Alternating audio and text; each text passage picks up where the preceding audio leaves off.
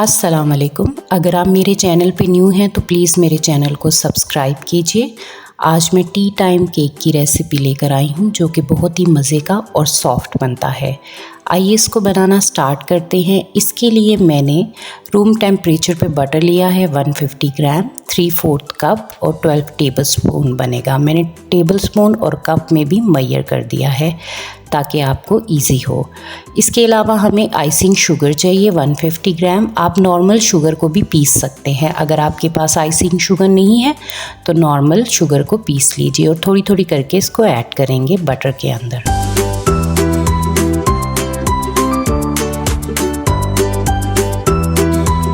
अब हम इसको मिक्स करते जाएंगे।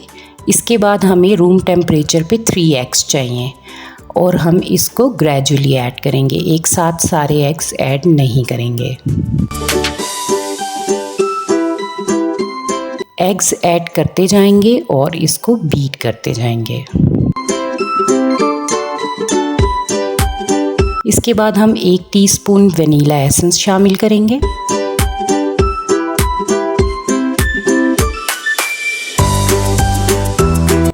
अब देखिए मिक्सचर जब इस तरह से स्मूथ हो जाए तो हम इसके अंदर 1 cup and 4 tablespoon maida add करेंगे। मैदे को छानकर डालिएगा। इसके बाद 2 टेबलस्पून मिल्क पाउडर ऐड करेंगे और 1 टेबलस्पून बेकिंग पाउडर ऐड करेंगे। अब इन तमाम इंग्रेडिएंट्स को अच्छी तरह से मिक्स कर लेंगे। हमें बिल्कुल इस तरह के टेक्सचर का बैटर चाहिए। अब मैं 1 ड्रॉप येलो कलर ऐड करूँगी। ये ऑप्शनल है, बेकरी वाले यूज़ करते हैं। अगर आपने डालना है तो आप डाल लीजिए। ओवन को मैंने प्री हीट होने लग दिया था 180 सेल्सियस पे और अब हम केक को मोल्ड में डाल लेंगे।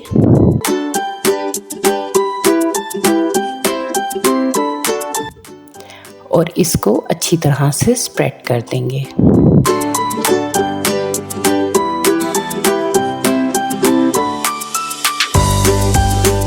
ये देखिए अब हमारा केक बेक हो गया है। इसको ठंडा करने के बाद अब हम इसे निकाल लेंगे।